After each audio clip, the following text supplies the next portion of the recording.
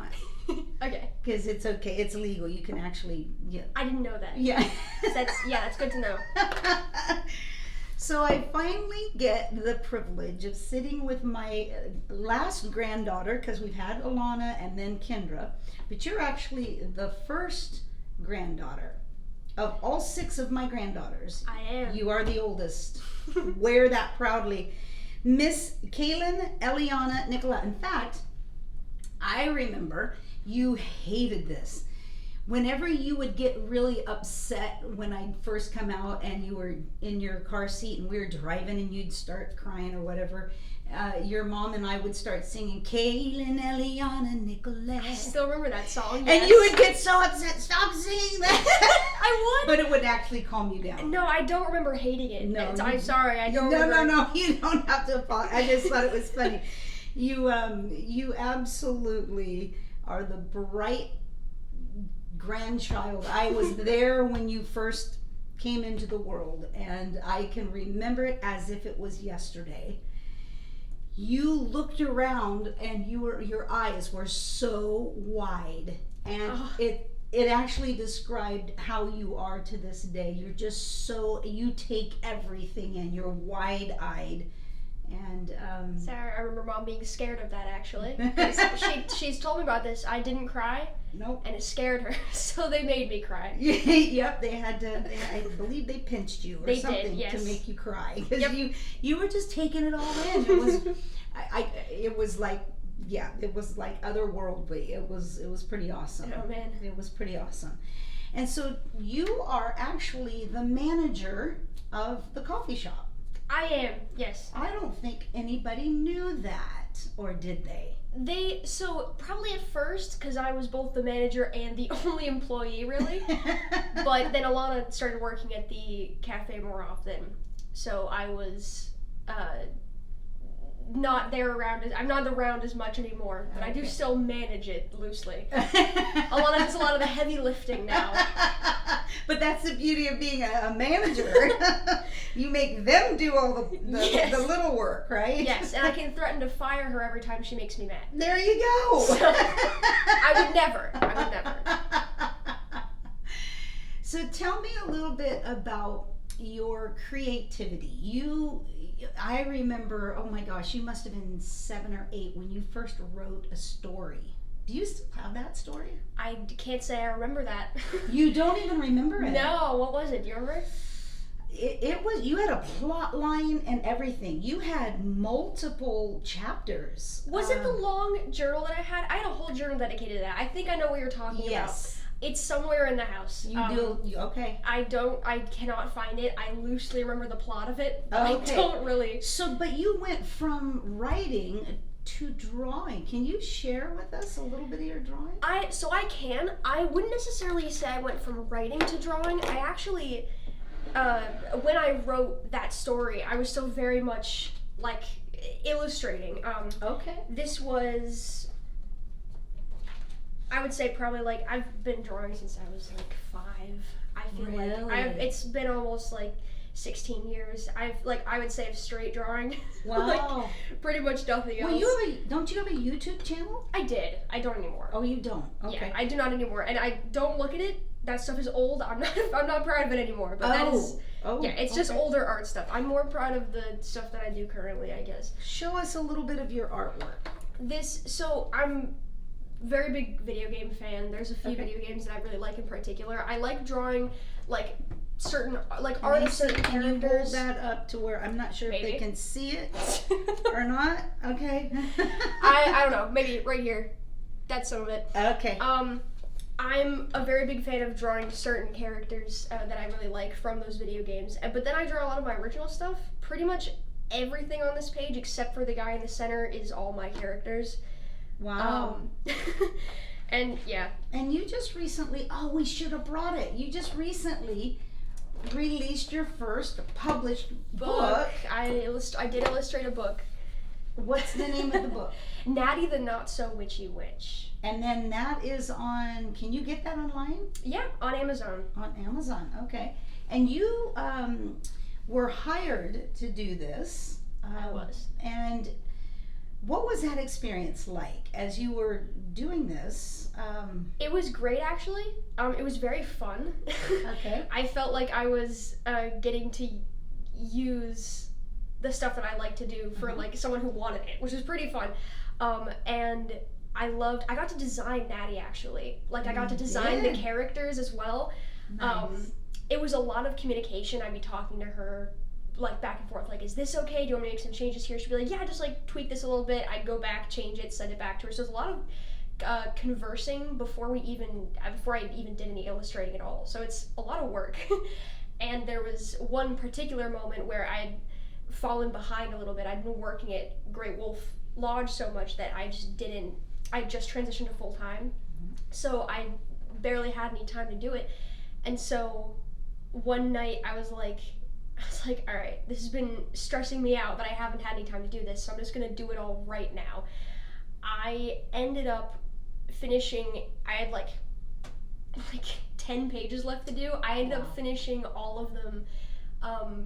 I started at like 8 p.m. I ended up finishing at like 4 in the morning, and I had work that morning. What? So I texted her and I was like, hey, I just got the last pages of the book done.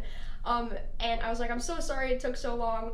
And the next day I woke up to a text from her, because I went to sleep right after I said that. The next day I woke up from a text from her and she's like, Caitlyn, go to sleep. What were you doing? What were you doing up so late? And I had to go to work that day too, but wow. It was very fun regardless. Yeah. Did you ever take any art classes? Were you ever taught how to do it? Okay. No, so you're self-taught.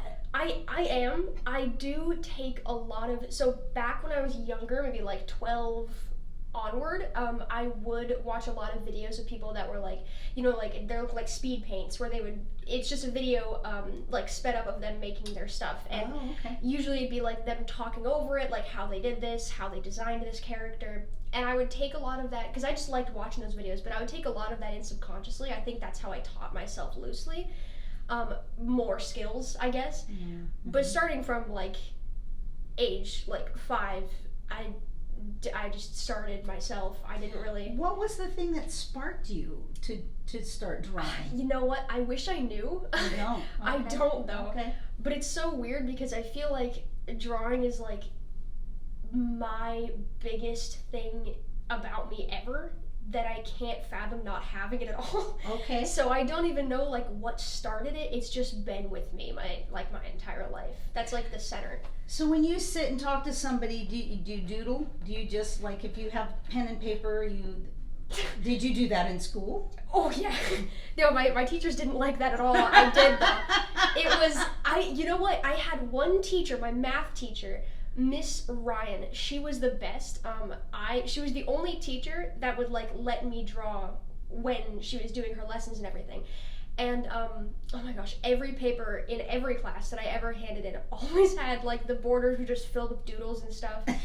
And I can understand why that'd be frustrating as a teacher to see, but she was she was so nice to me. She would like let me draw like while she was teaching. And then she'd come over, like when she was all done, she'd like come over, she'd go around the classroom and everything. She'd come to me and she'd say like, so what is Caitlyn drawing today? And then she like looks at my paper, and I remember this one time I doodled a bunch of lollipops with a shark flying through them like trees.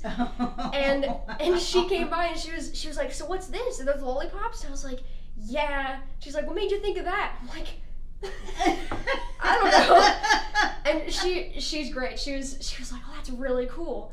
And she encouraged me to get that creativity out, which is very nice. That's awesome. Because my other teachers couldn't, I don't think I couldn't like conceptualize the idea of someone drawing to listen better. I think it always comes across as like I'm not listening. And but you actually are more engaged, right? Exactly, I do. Interesting. Very much so.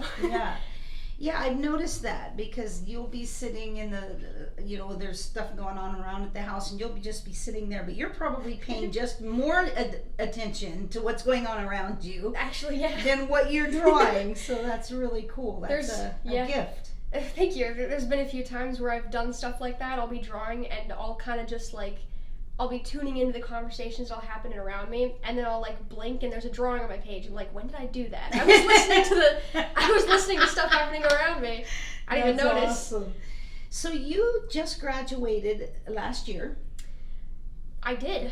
And so now, you've had a gap year. Mm-hmm. What are you thinking as far as like schooling? Are you going to go? You are, okay. And what is that going to look like for you? So the first 2 years I'm going to take remotely online. Oh, you are. And then the next 2 years of college, I'm hoping to be able to go to UNH, University of New Hampshire, Yeah. Which my friend goes to. I've toured a few times. Okay. It's like genuinely like my dream to go there. It's very, very nice. Okay. Very community centered. So that's Okay. why I'd like to do that. You're used to that because It's- you're community here. Oh yeah. No, absolutely. I love people. I don't even think I could like begin to describe the, like even with family and stuff. Like at grandma's or anything, I like to draw whenever I'm like around everybody. I'm not a fan of, unless things are super overwhelming, I'm not a fan of leaving people to like draw in a separate room. I really, really like taking my sketchbook to like the top deck if everyone's outside and there's like people playing in the pool or whatever. It's like my favorite thing to do. Yeah. To be a part of it without like even just engaging in it, just like being a part of it and observing it. That's how I felt with growing up here at the church and every other community I've been in. It's very, very nice. Yeah, because you, you've had 4 jobs now? 3. Oh gosh. Your first job was? Identity Coffee Labs. So I worked at a coffee shop, the first one. Second job, I worked at a grocery store. Third job I think was Great Wolf Lodge. Oh, okay, so you're in your third. Yeah, third job, yeah. And you've built community, so actually your sister's now working at Great Lodge. Great Wolf Lodge. Indeed, yes. Yeah, that's cool. And so everywhere you've gone, all of those different places, did you find it easy to just be yourself, or was that difficult in each of those positions? It was tricky at first, actually. I had a hard time with being genuine. So it's a little bit complicated. In my first job, I felt like I was being very genuine. I did have a script that I'd have in my head when I was talking to people. Okay. But every time people would tell me about there was this one guy who he was German. He'd come in and he'd teach me German words whenever he'd come in. He'd say oh my gosh, his name was Summer, and he was so cool. He would teach me. Every day he'd come in, I wish I could remember how to say it, but he'd come in, he'd say good morning in German. Okay. And then he'd be like, that's good morning in German, by the way. And then he was a regular, so the next day he'd come back and he'd be like, what's good morning in German? And I'd say it back to him, and he's like, that's right, yes. So he was very fun. There's people that would tell me about their home life or whatever was going on. There's this one guy who came in, and it was him and his mom. And his mom started bragging about him to me. It was like, my son, he made the CGI for the, there was a movie on Netflix that he had made the CGI for. And a very famous movie or show, I can't remember exactly what it was, but he had done the CGI for a lot of it. Wow. And I was like, that's so cool. So there's people that would come in and talk to me about their personal stuff, and then the more that I heard my coworkers kind of get annoyed by stuff like that, the more I subconsciously started taking that in, something was supposed to be annoyed by. Oh, wow. Why? That's interesting. I couldn't wrap my head around it. I was I'm not sure why this is annoying. I get it if there's a rush and they're sitting there telling you about everything they've done that day, and it's all right, thanks, but I gotta get you your coffee. You gotta get out of here. I get that. But just people talking to me, I really loved. Yeah. I really like that stuff. So then I kind of around maybe the end of when I was working at the grocery store, I kind of started falling into this, I don't know if I really care. People started talking to me. Oh, wow, yeah. But I kind of hated that. I was I don't like not caring. I like it when people tell me this stuff. And then when I got to Great Wolf Lodge, it started out that way where I was this is something I'm supposed to be annoyed by. I don't really want to, my coworkers would complain about that stuff. And I was I guess I gotta complain about that stuff too. But then, in it now, I love when people talk to me about that stuff again. Like, I'm right back in the very beginning. I've looped around to where I just love hearing people's, like, about their family life and everything. Yeah. Yeah. I really like people and engaging with people. Yeah, it definitely shows. You have an interesting pet.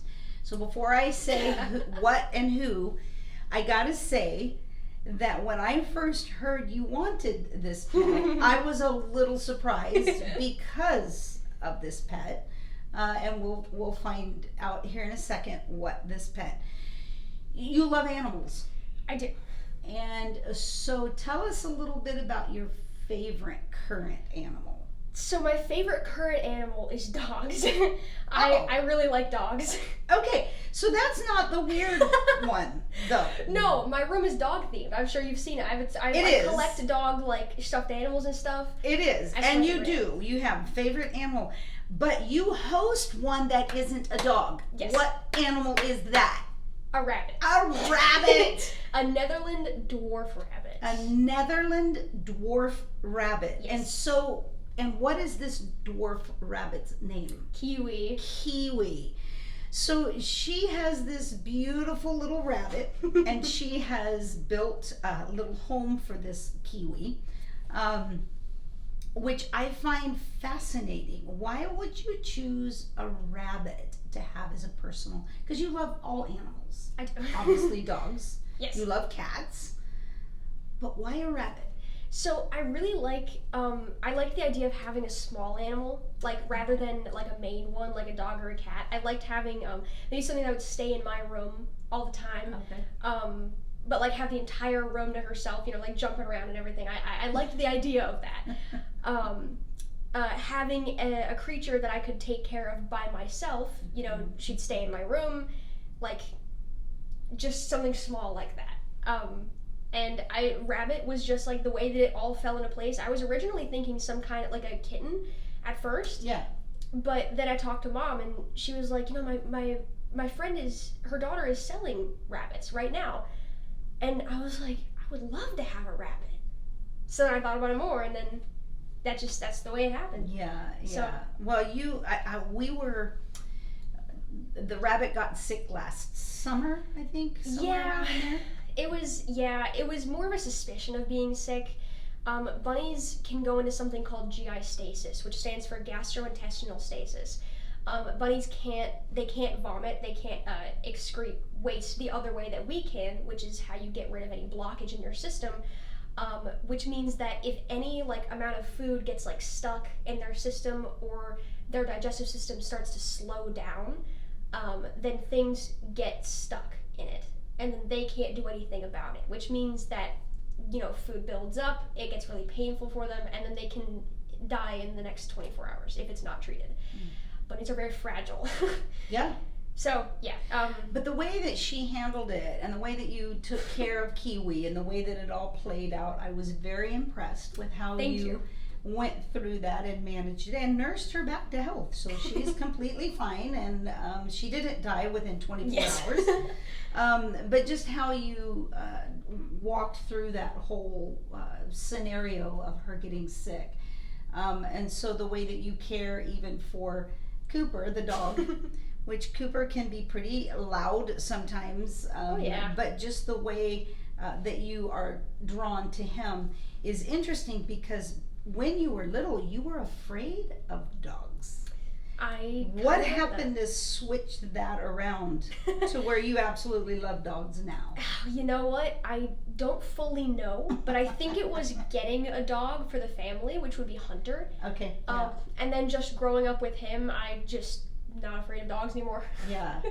No, and you treat all animals, honestly. We were having ice cream several weeks ago with Alana and you, your mom, and I, and we're sitting at the table. This is how she is very drawn to the animal or even insect world. We were sitting there eating. Oh, I remember this. And I think it was an ant. I don't know what it was, and it was getting too close to me, and I don't care for insects. And I just reached over and killed it, and both you and Alana went, Nana, why would you do that? They were so upset with me. Yeah. Every living creature has a place in Caitlyn Eliana's heart, and including and I felt so bad. I'm like, it wasn't. It might have even been a spider. I don't know. It probably was a spider because I don't like spiders either. Well, what did the spider ever do to you? It got too close. Yeah. But you have a love for all, so not just people, all living creatures. And that just speaks highly of who you are and that you care. So it's interesting that you work at a place where there's lots of kids. Oh, yes. And at times they can be a little bit rambunctious. Oh, yeah. No, don't I know it, honestly. But you literally love out of who you are. People that just come around you, and you love to have fun because you are a fun-loving individual. And you also have, and I'm going to expose you here, you also have a beautiful singing voice. Oh. Why? Oh, she's like, oh, I thought you were going to say, wait, what? What did you think I was going to say? No, I just didn't know what you were going to say. That scared me for a second. I was like, what do you mean expose me? That's fine, though. Yeah. Thank you. I appreciate that. Why do we not hear more of your extraordinary gift? I don't know where to do it.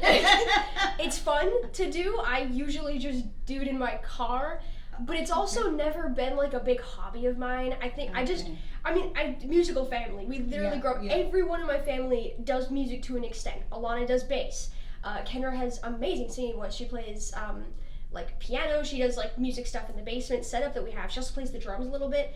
Dad plays everything. Yeah, yes, he does. Yeah, and Mom has a gorgeous singing voice. Yes, and she does. I had piano lessons when I was younger. So with Miss Stephanie. Yeah. Yes, fantastic piano teacher. Will she see this? I don't know. I don't know who's going to see this. Okay. If she is, do you want to say something? Yeah, I'm sorry for staring at the music sheet so long until I saw colors, because I would when I didn't understand how to play a note, I would just stare at it until I could see colors forming in my eyes, and she'd be like, okay, here's the note. She'd have to show me again. So, sorry for doing that. I'm sure that was very frustrating. Actually, Caitlyn, I did not know this. I don't think I told anyone. That's actually a gift. No. There's maybe 1% of people in the world that can see notes or hear notes as colors. So I do have, I went to a youth group with a girl who had that, and you don't? You just said you did. What I mean is I would stare, when you stare at a spot so hard, and then if you just don't blink, you start seeing color, flashes of, okay, that's just me then, I guess. That's not what it is. It's a gift, though. It's not what it is. She would hear sounds and see the colors, and sometimes she had to avoid large crowds because it would give her headaches because of how many colors there were, and but she told me what color my name was when I'd say it out loud. Okay. And she's like, this is what your voice looks like to me. This is what your name looks like to me. That's a gift. So you don't have that then. I do not. Oh, I was going to brag on you, and then I was going to see if we could do something with it, because that is very, very cool. No, it's not a reaction to sound. It's just staring for a long time, and then I see colors. I'm pretty sure that's something that I see static everywhere I go. This has been literally my entire life. Everything that I look at has I could describe it as a transparent sheet of what digital snow looks like static. Okay, yes. That's what it looks like to me constantly, of different colors and stuff. Okay. I've learned to kind of it's just a part of me now. I don't I have to be oh yeah, I guess I do see that. But yeah, it's just my vision, so I've... Okay. Yeah. Which you got some pretty cool new glasses by the way. Yeah, they look great. Thank you. You can strike a pose. But yes, I do appreciate these more than I do my big round ones. Yeah. Other ones were not my favorite. I like these. Yeah. But Yes. So going on to your future of going to NHS. UNH. I got them. Yeah. That's okay. Anyway, what will you study and what will you do with that? So I don't know. Okay. I've looked into many different possible areas. Okay. I liked the idea of initially I liked the idea of maybe like forensics. I've always been interested in that. I'll see videos about it and people talk about it and I'm like, wow, this is like so interesting. This is so cool. I took a class a while back on like forensics when I was taking like electives for college and high school. And it was very interesting to me. And then I very unfortunately saw a dog get hit by a car, and ever since then I was like, you know what, never mind, I couldn't handle that. I was having trouble sleeping for the next couple days for many reasons, but there was that, and so I was like, you know what, anything regarding detective work is probably outside of my, I could not handle that, to be honest. I don't want to anymore. I changed my mind. Okay.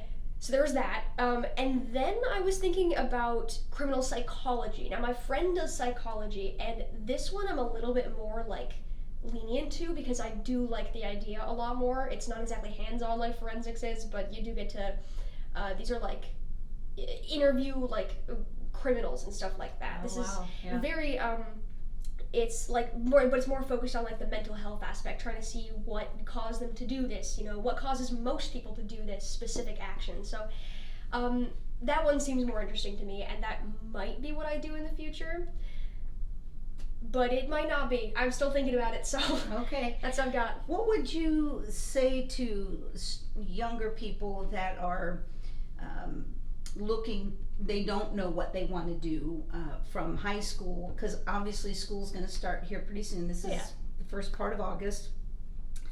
You took a gap year to just work. Would you recommend that, or what would, for people that don't really know what they want to do? Yes, so I would absolutely recommend taking a gap year, despite what a lot of people say about how like it's lazy, or you should be like, this is the prime moment of your life, you should be like taking advantage of this. It's not healthy to do that. Some people can handle it. My friend personally can. She's great, but that's her personality. Taking a gap year is really essential for people who don't, especially people who don't know what they want to do for college, because you have to spend time with real people first, like directly. Get a job in retail, for example, like I'm working at Great Wolf. You get extremely familiar with how people act. You can talk to them directly. You meet so many cool people, and it's like you get so many new experiences and everything. That entire time you're working, you're getting money. Be saving for this year, but also just be thinking like, this is a time to, I can be thinking about this, and I can be gathering information from around me, like personal experience now, and maybe that'll like change or alter what I want to do in the future. Maybe I'll like start off being like, man, I want to go in, I want to be a vet tech, and then you spend time with people. For example, working in retail, I deal with a lot of kids. You spend time with kids directly, and you're like, actually, I want to work with kids when I'm older. Like, I want to be like a preschool teacher, or I want to work with like special needs kids. Like, I want to work maybe it's like a kids therapist, something like that, or just like a daycare assistant, or something to do with kids. That's how drastically you can alter it, and you get like personal experiences that way. So I would highly recommend doing that, especially if you don't know what you want to do. Yeah. So. Yeah, that's great advice. Well, thank you, Caitlyn. Thank you for coming and letting us see a piece of you, another hidden gem, yet here in Faith Worship Center, where you grew up. I did my entire life. Your entire life. This is basically my house. I love that. You're not the first person to say that. There's been several or a couple of people that have said this is like home. Home away from home. Literally is. It exactly is. So it is. And thank you. Thank you for managing the coffee shop, training Alana, now supervising her. It's all Alana, really. but definitely being a part of the family, and you're a real gem. And Thank you. when you see Caitlyn around, you should ask her to sing at least maybe happy birthday, just to hear her, or to see some of her art. She's an amazing, gifted, and talented, creative young lady. That one I don't mind. I don't mind showing people the art that I do. Yeah. I don't really want to sing happy birthday. Don't make me do that, please. But thank you. Or you could ask to sing a theme song of her favorite. What is your favorite game? What do you play the most? It's so Undertale and Deltarune are two of my favorites. They don't have lyrics except for one song. Oh, okay. So like you can hum it. You can hum the tune. Anyway, thank you, Caitlyn, for just letting us see a piece of who you are, and definitely say hi to her when you see her, and give her a hug. She gives great hugs.